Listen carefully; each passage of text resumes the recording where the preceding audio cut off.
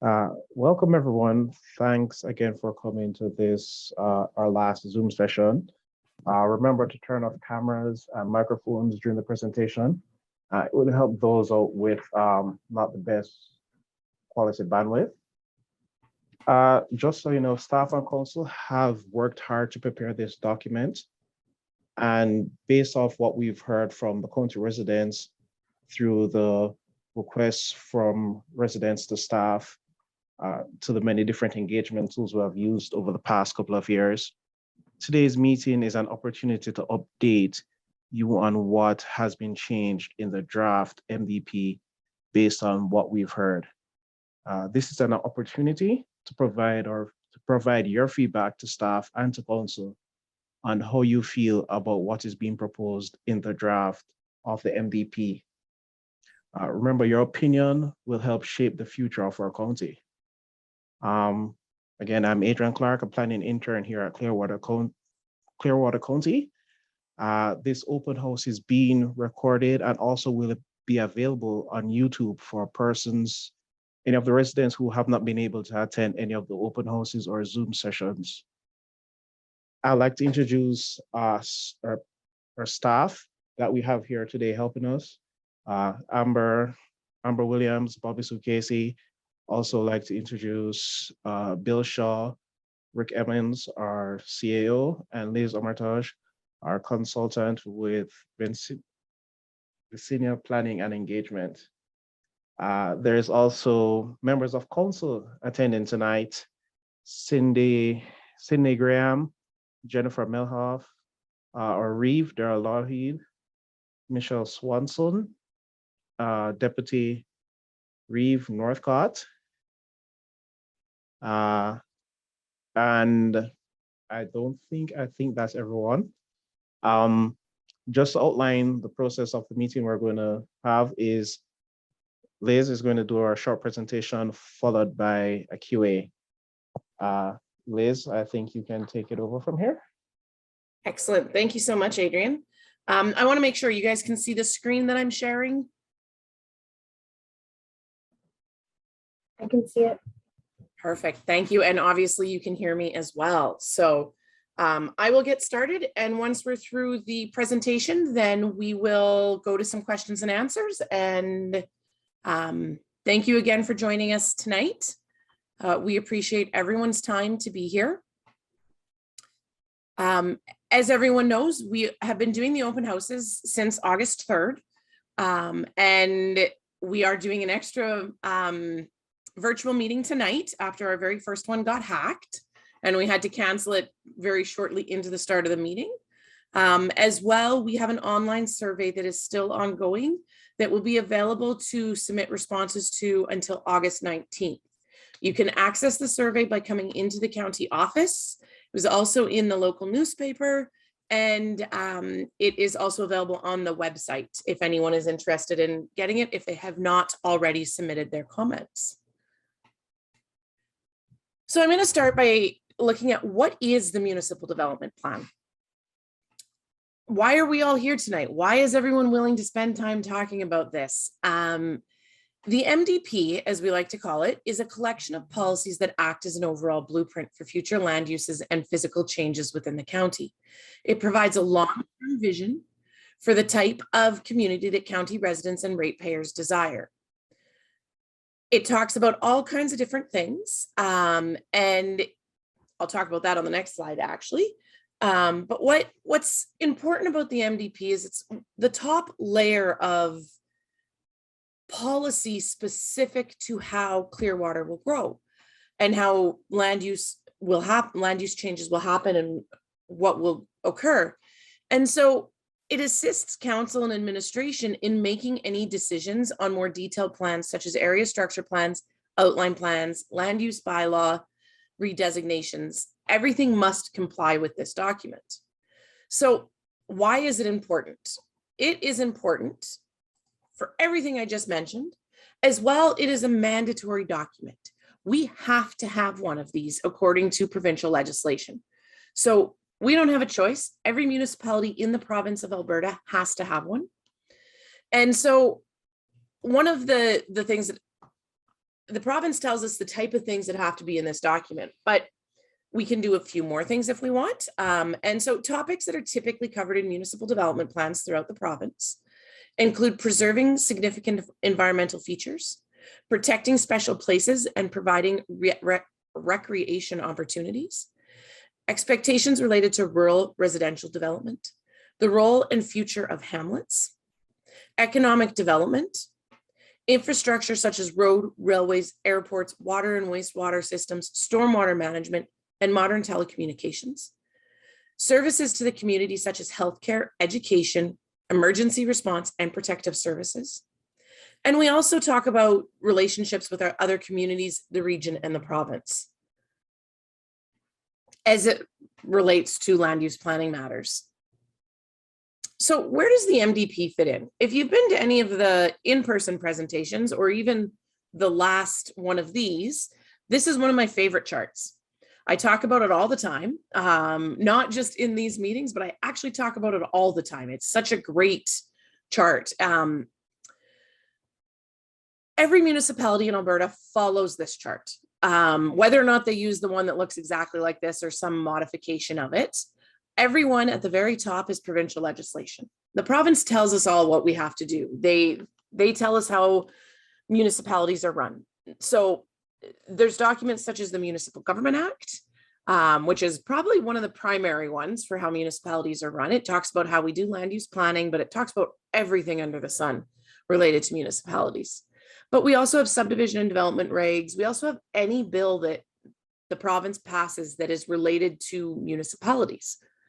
So inside the provincial legislation, there's a requirement for these documents that are below it, and everything has to meet what's above it. So for example, the Municipal Government Act sets out that every municipality almost has to have an intermunicipal collaboration framework and an intermunicipal development plan with their neighbors. The only exception to that is some rural to rural neighbors don't have to have the intermunicipal development plan. Provincial legislation also says everyone must have a municipal development plan. Area structure plans are also set out there, same with the land use bylaw and the subdivision and development permit process. So what is so great about this chart is that as you get down to the point of the V, you get way more detailed, but everything has to meet the level above it. So the MDP in this chart is highlighted in yellow to draw everyone's attention to what we're looking at today. It is the first document in the hierarchy of plans that is specific to Clearwater County. And then when we get to area structure plans, they're more deep. It's like an airplane landing. That's how I like to describe it. You get more detailed as that plane kind of lands. So now that we know what we're talking about and why we're talking about it, I wanted to go over how we're engaging with the public. Because Clearwater County has a diverse resident base, we've gone as many ways as we can to let people know about these meetings. We've done radio advertising. We've done 2 videos on the county's website. We also have 2 Marketplace on Main events. We also have a promotional poster at we've had promotional posters at local community events. We've done newspaper and social media advertising, and we've also done website advertising. As I mentioned earlier, we do have this survey that is still open until the end of the day on Friday. And we've also held a bunch of open houses. So we've been to Leslieville and held 2 meetings there. We attempted the August 4th virtual meeting, and as I mentioned, had to cancel that one. And so that's why we're here tonight. We had to reschedule it, and now we're doing the registration before the meeting starts to hopefully limit the ability of any hackers to disrupt our meeting. But we've also been to Nordegg. We've also been to 2 meetings in Rocky Mountain House, and we also held 2 in-person meetings in Caroline. So we've done our best to reach out to as many people and to let as many people know that these are happening so that they have the opportunity to participate. The Municipal Development Project, the Municipal Development Plan project has been underway since 2019 when Council requested the Municipal Development Plan be reviewed. So in 2020, public consultation and initial input was initiated. this is where I point out, unfortunately, we had COVID that disrupted some of those plans and our timelines. So while we started with the steering committee and we started doing a draft, the bulk of the engagement with the community didn't really start until 2021. And at that point, we did virtual open houses and in-person open houses, and we continued to work with the steering committee on the draft that's before you today. And so now we're in 2022, we're holding our last open house right now, and we are looking at going to council to start the approval process and have a public hearing sometime in the fall this year, with approval happening likely in early 2023. We can't provide a certain approval date, as that will be at the discretion of council as we work through that process. So at this point, I want to reiterate again that we're talking about a draft document. It is based on the input that's been received in the past, and it is still a draft. So we are looking for more input and comments from the community in order to present a more finalized version to council, for council to be able to look at and potentially even change that at that point too. So I just want to quickly show this map to show the diversity of the different types of land that are in the county and our jurisdictional limits over different land. So we have crown land, that's everything in green. We have deeded land, which is everything in yellow. We have hamlets, we have development nodes, and then we have urban partners. So for example, Caroline and Rocky Mountain House. We also have First Nations that have lands that are within our boundary. We also have the forestry district and primary and secondary highways. So all of, almost all of those have different implications for development and planning on those different types of land. So through the process,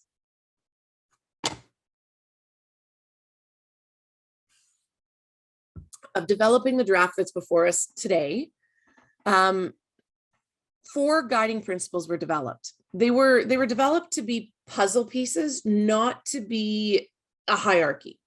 So I'll go through what the 4 are in no particular order. First, I'll talk about community and social growth. The definition of that one is that there's chances to explore, meet, and grow strong connections with people and places. There's a variety of living options and choices from different household needs, large or small family, lifestyle preferences, rural or semi-rural settings, and stages of life, retiree or young family. Environmental stewardship is another one. It is healthy, natural, and working landscapes able to sustain wildlife, natural functions, and human activities. A third one that was developed is economic prosperity, a diverse mix of economic activities and sectors providing employment and wealth creation. And the 4th guiding principle is quality of life, opportunities to live, work, and play, and achieve fulfillment. So the next part of the presentation, we are going to talk about 3 specific areas that have had proposed changes from the current Municipal Development Plan that was approved in 2010 and the draft that's before you tonight. And so for each one of these, we're going to go over the current approach, the 2010, the one that's in place right now, what considerations and issues were identified in the research process, and then proposed approach that's drafted before you right now.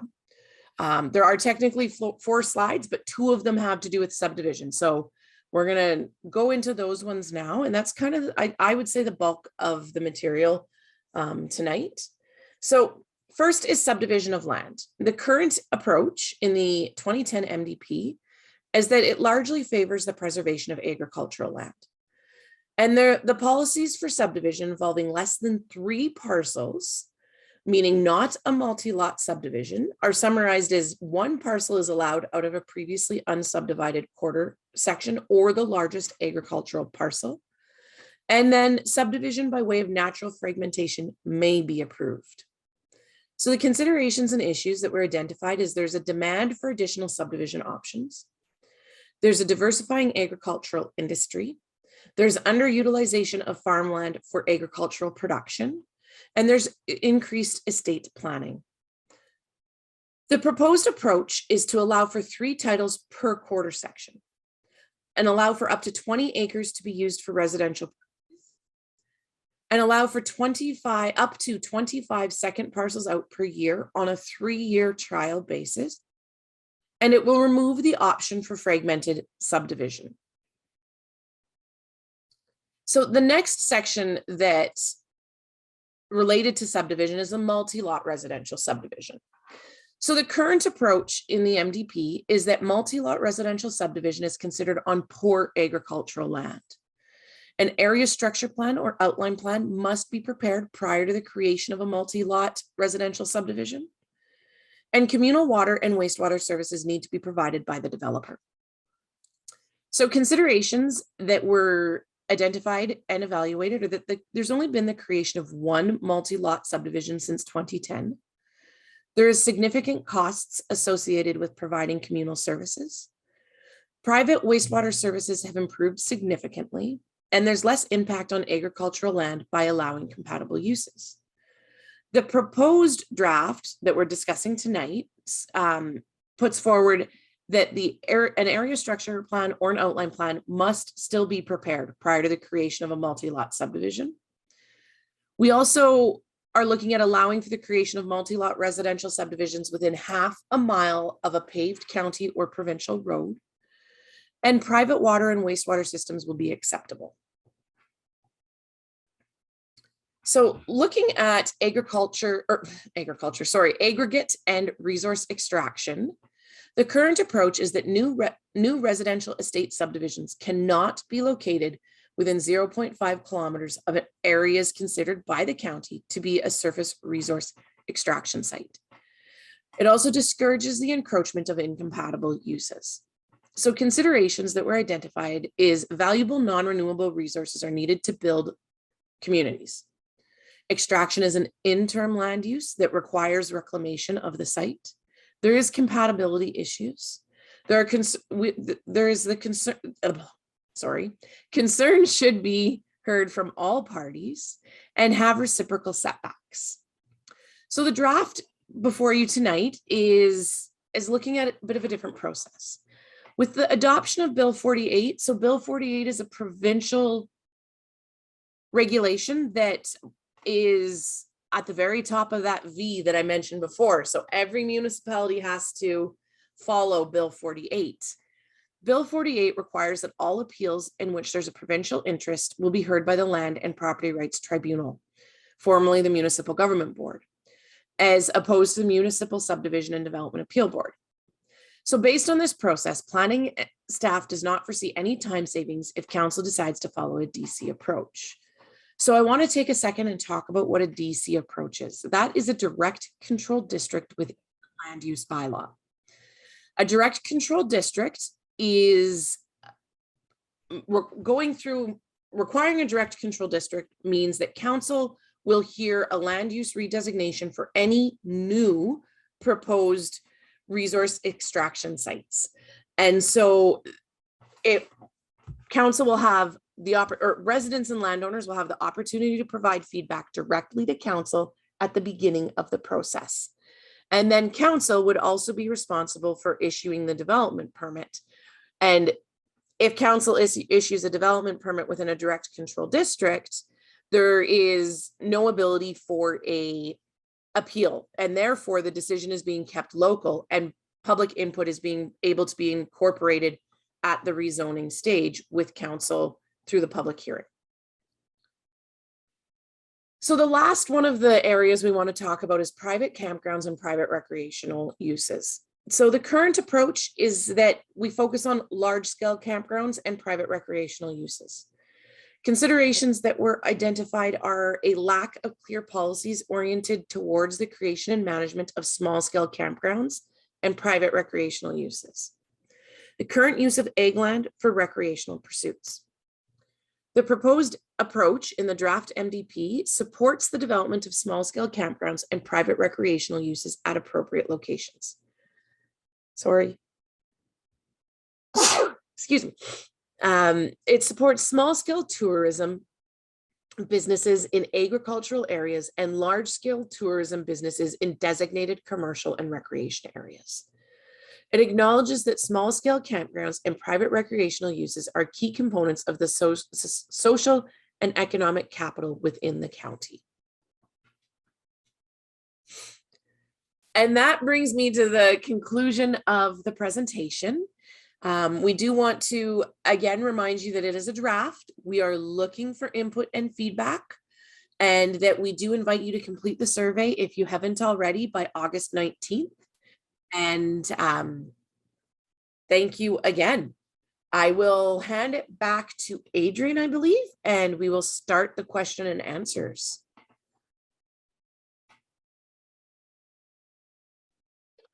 Yes, good evening again, everyone. No, this is the Q&A portion of our presentation, and I just want everyone to remember to please be respectful of the person who is talking. If any participant does become disrespectful, they may be muted or possibly removed from the meeting. Like all previous meetings, we do want to hear from all the persons that have not been able to attend any of the meetings before. So if you wish to speak, raise your hand, we'll acknowledge you. Once your name is called, feel free to turn on your camera and your microphone and ask your question. For you to raise your hand on your laptop, in the chat option, sorry, not on in your laptop, on the reaction option, you could select the button that says raise hand. For your Android or iPhone, you would have to click more, then click raise hand. And I believe somebody called in. If you are calling in and you want to raise your hand, just dial *9, and that will give the prompt for you to raise your hand. And then we'll acknowledge you and we'll answer whatever questions being asked.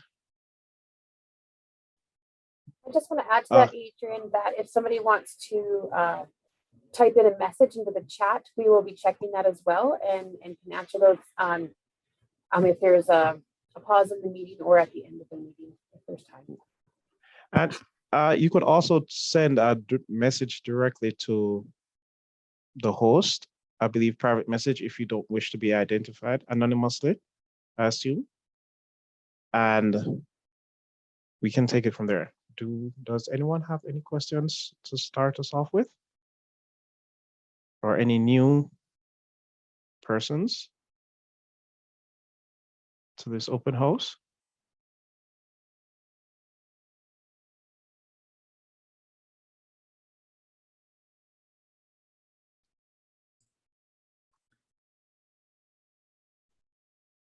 Is it safe to assume everyone here is not new?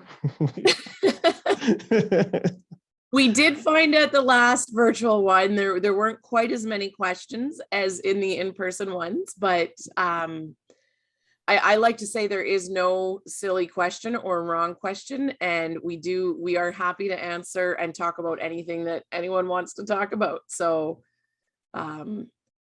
maybe if we have no one new, if there's anyone who has been before who wants to get the conversation going, then maybe we'll have some more people speak up too.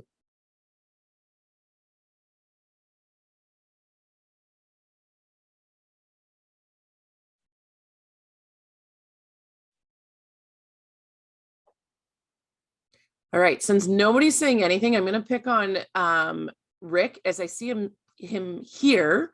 I want to make sure you can turn on your microphone and wave at us to make sure it's working properly, or one of the counselors.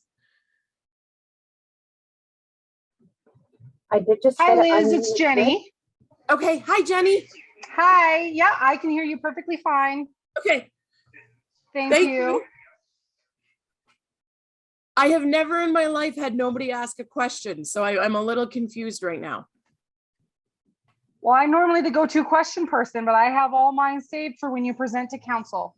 Okay, well, thank you. I'm excited.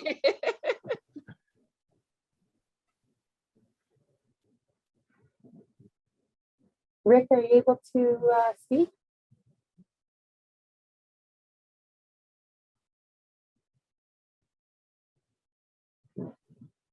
He is unmuted, but Hmm.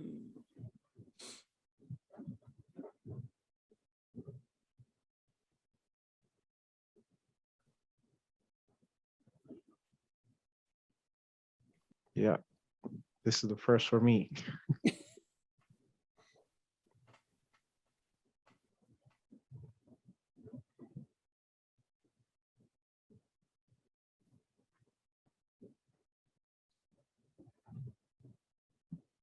I think maybe I'm gonna ask Marianne if she had, oh, we have Deborah. Deborah, could you unmute yourself and that we could hear the question you wish to ask? we do also have a message in the chat. Okay. Hi. It was actually our message that we put in the chat. We're just asking about the number of acres here. My husband's going to ask the question. Is the limit on subdividing a quarter limited to 3 under the proposal? And is the 20 acres, is it a maximum, or does it have to be at least 20 acres? Or could it only be 20 acres? Yeah, it would be a maximum of 20 acres for a residential parcel. So you have your first parcel out, and then that would be undeveloped first parcel out. That's your first 5 acres. And then another parcel, your second parcel out, that would be, you have a remainder of 15 acres to subdivide. And from there, then you'll be able to, then that will be the amount that is. That's a max. Yeah. So you don't have to go to 20 acres with those 2 new parcels, but you could potentially go up to 20 acres. As well, that 20 acre number is one that we are actually really looking for some feedback on. And there's been some debate around it. So if council chooses to go this way, is 20 acres the right number? But the other thing to know is that if you only were to do your subdivisions and get to maybe 15, that wouldn't allow you a third or a fourth one. You're only allowed up to 3 titles per quarter section and a maximum of 20 acres. Okay, so not 20 acres each. That's all 3 have to equal 20 acres. Yes. Because Okay. the first one is your parent parcel, right? So that would be the larger agricultural piece that would still be there. Okay, so you have a parent parcel and then you could have 3 other subdivisions. Oh, 2, okay. Parent parcel plus 2 others that don't exceed 20 acres. Combined. The parent one could exceed 20 acres? You would Well, have to. likely it would exceed 20 acres because if you had a full quarter section, it would be the quarter section minus the 20 acres. Right? Your parent parcel is your large parcel that would be left. Right, okay. But if there's 3 parcels, you could have 20, 20, and a parent parcel, which would be 120 or not? No. No. So you have your parent parcel. And then you can have 2 subdivisions to a maximum of 20 acres combined. So you could do one that would be 5 acres, one that would be 15. You could do 2 at 10 apiece. You could do 7 and 13. If I keep going with those numbers, you're going to catch me at how bad I am at math. So it's not 2 20-acre parcels. It's a total of 20 acres between the 2 parcels. Okay, and that's that number is up for debate then, is what you're saying? Yeah, Like- so if people think it should be lower or higher, that would be great feedback to get. Okay, We think it should be quite a bit higher. Okay. I mean, that doesn't allow for very much. I mean, our concern is we want to bring all of our kids up here. We have 4 kids. We'd like to have 4 titles on a quarter section and be about 40 acres apiece. Okay, that is really good feedback. Thank you for sharing And that. that, you know, you get greater development here. You'd have 4 families up here. And I mean, limiting it to 20 acres that you could take out wouldn't allow for many families to move up here. So it would increase the economy, having more people here, working in the area and living and buying and attending school, all those different things. If we could have, more people on each quarter. Okay. No, that's great feedback. Thank you so much for sharing. Now, do we need to go onto the online survey to say the same thing, or by us talking now, are you able to take that as our input? So we are recommending anyone to fill out the survey who wishes to. That data will be presented to council, as will the presentation feedback that we're getting. So I believe most people are doing both, but it's ultimately up to you what you would like to do. Okay, but if we didn't say anything in the survey, you would still pass this along to council then? Yes. Okay, well, that's good to know. We'll try and get the survey done though. Excellent. We really do want people to fill in that survey for it. Okay. I think I tell that at least 3 times every meeting, but usually 4 or 5 times. So please do, if you have the extra time, fill it in. Okay, thank you very much. Thank you. So we do have a question in the chat. And somebody was wondering if fragmented parcels will be able to be divided off if not able to use it within the quarter, or is it completely gone with no options to the landowner, as there are some quarters that have more than one fragment. So sorry, and I'll answer the first question and then maybe you can read the second since I've interrupted you. So under the current MDP proposal, the answer is no. There will be no option for subdivision based on fragmentation. That said, you could use your 2 subdivision options to create 2 new parcels based on fragmentation. We're not telling people how and where to propose those subdivisions. The biggest thing is it would have to fit within that 20-acre rule. And just to add to more of a comment, that this person is very concerned that families and communities get smaller when there are corporate farms. Communities get smaller when there is not as many families on the land. So that's just an added comment there. I think that's a great point. Thank you to whomever shared it. Marianne, I see a hand is raised.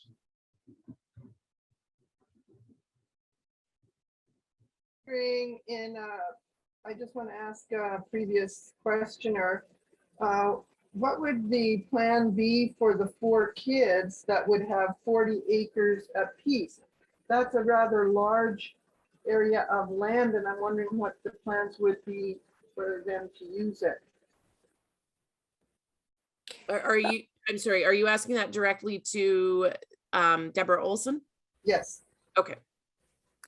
Well, I think what we're thinking about is just down the road when we pass on, we would like to be able to allow our 4 kids to have, a share each in the property that we own now. So what they do with it will be up to them. I would imagine that some would want to, actually live here and have small acreages. Maybe others would want to lease it for, horses or whatever. So it would basically be up to them.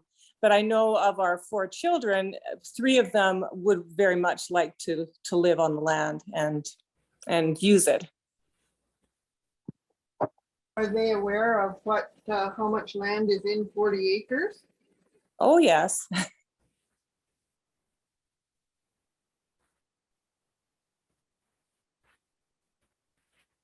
Marianne, do you have any other questions that would be more to No. the project and the team that's here tonight?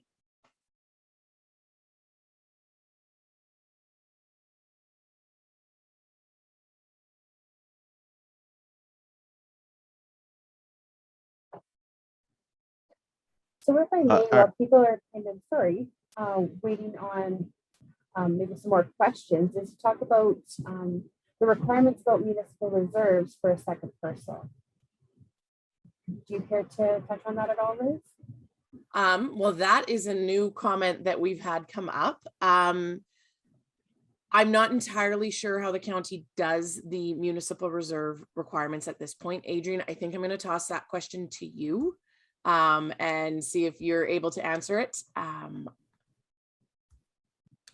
Anything over 0.8 hectares Yeah. does have to have municipal reserve given as per the Municipal Government Act. However, I'm not sure the county's policies on that. So that's what I'm hoping you can talk about, Adrian. I'm not as versed on municipal reserves currently myself. Okay, so that's not something that we can probably provide that clarity on tonight. Yes. We'd be happy to get back to whomever wants to know more about that. Sure. Unless, of course, you can answer that. Well, I was just going to add that, so currently our first parcel out is exempt from municipal reserves. And municipal reserves, the MGA gives authority to the municipalities to require the owner of a parcel of land that's subject to proposed subdivision to either provide part of that parcel of land as municipal reserve or provide money in place of a municipal reserve or a combination of land and money. In the current MDP, policy 12.2.5 requires the full 10% of developed land be dedicated as municipal reserve as condition of subdivision approval. Currently, the first parcel is exempt. However, a second parcel may be subject to those municipal reserves. So in a multi-lot subdivision where you might see a park space, one of the lots will be empty, that would potentially be that dedication.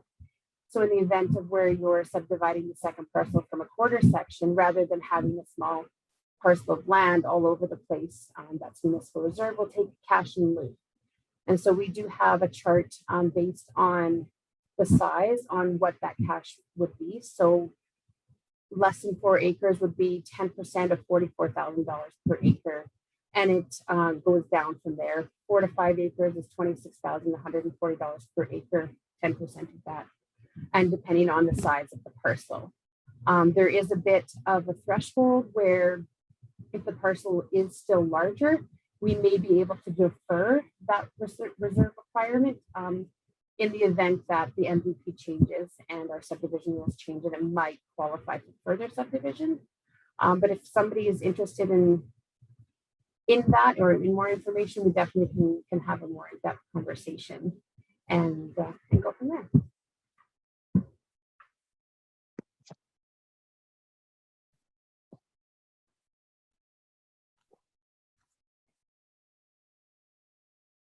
Are there any more questions being typed in?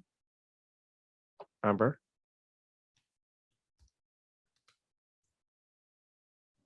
I'm not seeing any in the chat room. No. Okay.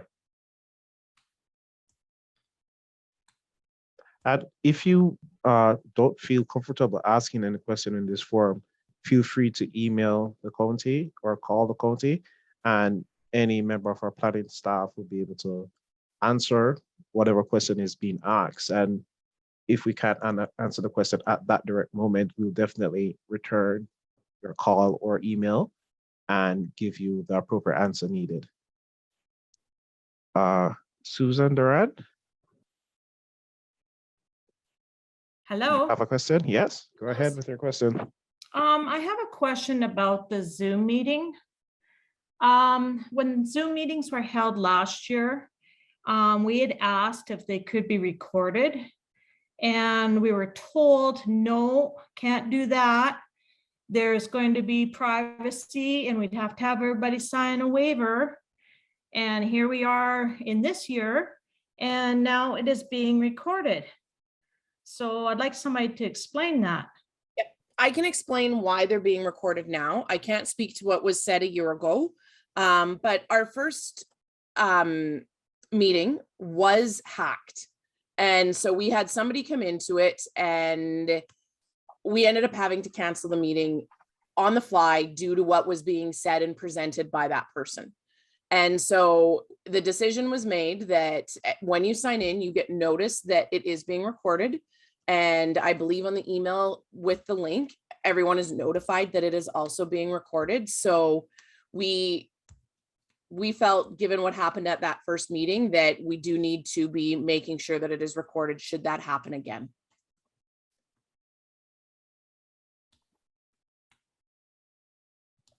And I don't know, can anyone provide comment on why they weren't recorded last year or why the county said they were unable to? I wasn't involved, so I can't provide comment on that. Yeah, I cannot provide comment on that at this point in time. It could be just speculation, but I think it was just a new concept, and we're much better versed in the world of Zoom and online meetings at this point. We do have a new comment or question. So to prevent the rush of additional parcels out, the draft proposes to limit it to 25 per year. How would this be administered fairly? Suppose some people want 2 parcels out and others want 1. Would it be first come, first serve, or another arrangement to give others the opportunity for a parcel? The proposal as it stands right now is that it would be first come, first serve. And so whoever comes in first would be evaluated first. It doesn't mean they would necessarily get approval. So there might be the opportunity for, someone might not get approved if they hit that 25 mark. And so we might end up reviewing 26 if someone didn't get approved, because there would be space for another one. But, and again, it is a 3-year trial to see if that number works. If it doesn't, and in order to change that number, an amendment to this document would be required. And also to add to that, even though application is submitted, it wouldn't be, I'm assuming it would not be counted until the application is deemed complete. And then that would be deemed as one complete application. And then we would start moving forward from there. So even though someone puts in their application, it may not necessarily be counted until it's deemed as a complete application. I hope that assumption is correct, but that's my assumption at the present moment. And then just to add to that question, has there been any feedback about the annual limit? Or what sort of feedback have we had on the annual limit? The 25 annual limit? Right. I think we've had clarification questions mostly. We haven't had feedback on 25 being too high or too low, I don't think. More about why 25. Do you have feedback on if you think 25 is too high or too low? I think that would be great if people did want to provide that feedback. We'd be more than happy to record that. And also, the county only receives, Amber, you could correct me if I'm wrong, but around 25 applications per year in regards to subdivisions in total, 25 to 30 per year. Yeah, something like that. And honestly, that even could be a high number for some years. And Yes. for some years. But yeah, that's fairly average, I would say. Yeah, so adding this 25, that's per year, including fragmentation and first parcel out. So adding a second parcel out, that's 25. So it wouldn't be much of a necessary increase.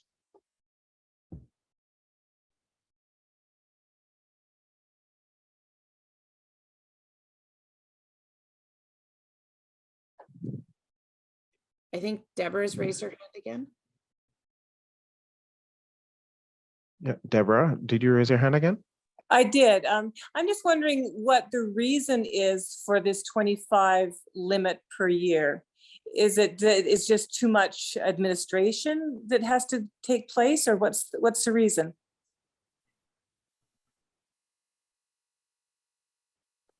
Well, from my understanding is that this 25 per year was a number that council felt comfortable with to determine if there was moderate growth or to help with moderate growth within the county.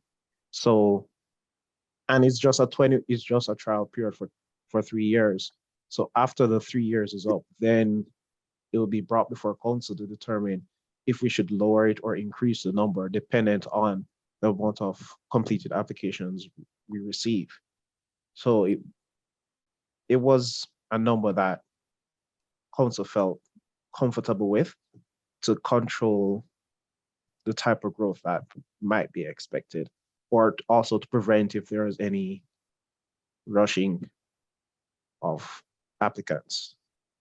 That's I, right, Adrian, because, you know. Not hearing you, Amber, you cut out.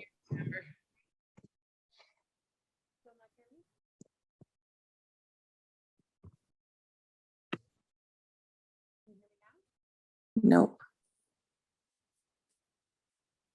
Well, we see if we can get that sorted out. What I can add it is it's not an administrative issue.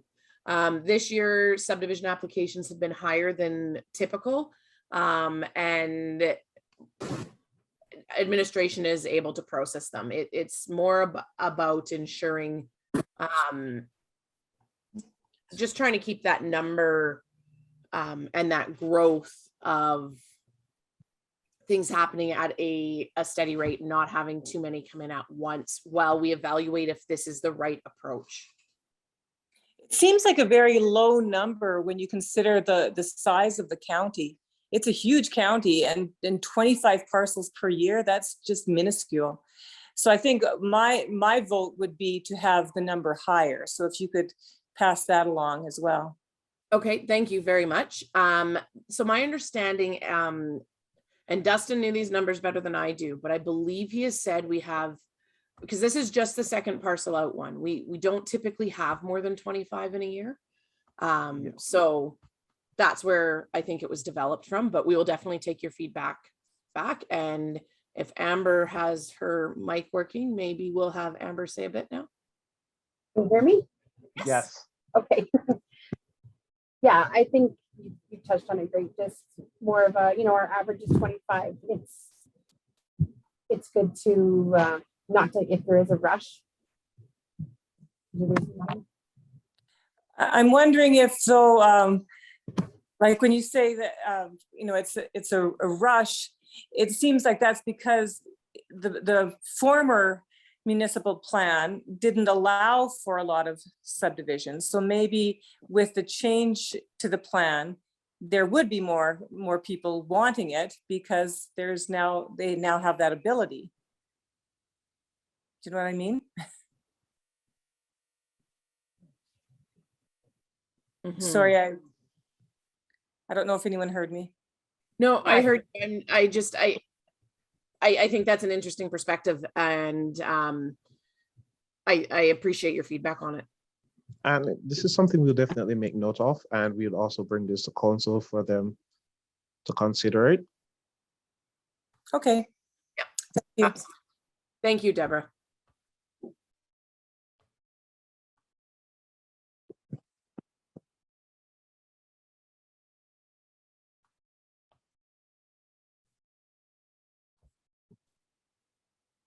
Marianne, is your hand up from earlier, or do you have a new question? It's up from earlier, and Okay. I don't have a new question. It's not going away. I couldn't get mine to go away earlier either, so I just wanted to make sure. No, We have another comment. Okay. Somebody agrees that 25 applications is not that many. The subdivision process is expensive to apply for. That's just an additional comment. Thank you again for that feedback about that 25 being low. That is excellent information for us to be able to include. And unfortunately, there's so many fees in terms of, well, not just the county fee, but there's a lot of costs to do a subdivision because you have to have a land surveyor involved. You have to go to land titles to ultimately do it. So unfortunately, a lot of those costs are outside of the county's ability to control.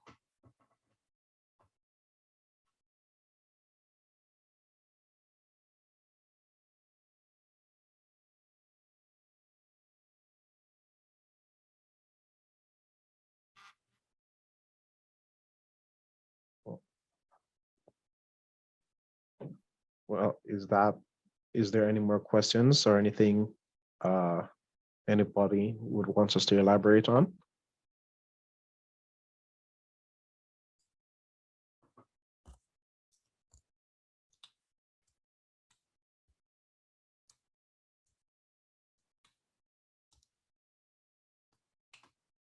Well, I'm glad we did have some questions. I would like to thank everyone who did provide any comments. And we will stick around for a little while longer in case anyone does want to ask anything, but I don't think we can make you guys ask questions. I could pick on people, but I don't feel like you guys want me to do that either. So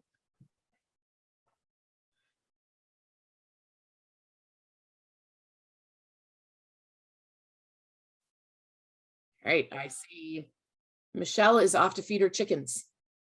So if anyone else has to leave as well, we will hang out for a few more minutes. But again, we are so thankful that you've given your time and your effort to provide comments. We do invite anyone and everyone to fill in the survey.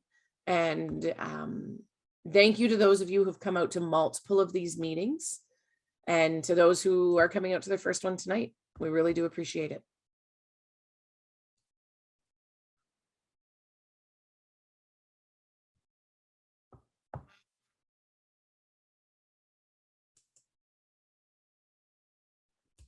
So just a couple of comments. One person said short-sighted thinking when we use farmland, frowny face. And another person was, I appreciate this opportunity to share our thoughts. Thank you for both comments. Bill, do you have any comments over there? I have a Hi, question, Liz. but- Jenny here. Yes. Hi, Jenny. Hi, I just wanted to say thank you. This being the last session for the MDP public review town halls. Just wanted to say thank you for the team for making themselves available. And I encourage anybody to reach out to their counselors still, even though these are done. We'd love to hear your thoughts. And I look forward to the public hearing. Thanks, team. Thank you so much, Jenny. It has been a lot of fun to do these, actually. I would say anytime I can, my favorite activity in my profession is meeting with people and talking to people. And not everyone agrees, but that's part of what is democracy, to be honest. And so I have greatly enjoyed meeting everyone I have met through this project and these meetings. So thank you to everybody. And Bill, since I picked on you, I'll pick on you one more time. Do you have anything to add, or are you good tonight? Well, I'm good. A couple of interesting slants on questions, like the 440s is let's describe it as interesting and worthy of discussion.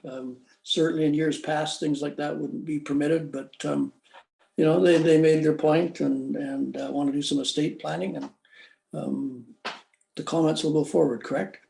Absolutely. Every comment we've heard will be brought forward. And I appreciate Amber, you know, basically giving the thing about public reserves. I was going to jump in there a little cautious, but basically I think she was right. Second parcel, you have the right to take, you know, 10% or money or a combination thereof, I believe, but I'm not sure what the county's current practice is. You know, quite often they'll just waive it, or quite often others just take the money. So I think as a staff, we better get that clarified. Absolutely. It is on a case-by-case basis, Bill. Thanks, everybody. From Rick.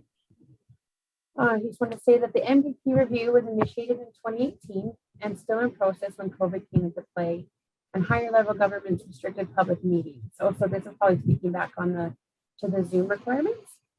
And the council of the day decided to put the review on hold until public meetings could be held again. This council has continued on with the review that was started 3.5 years ago.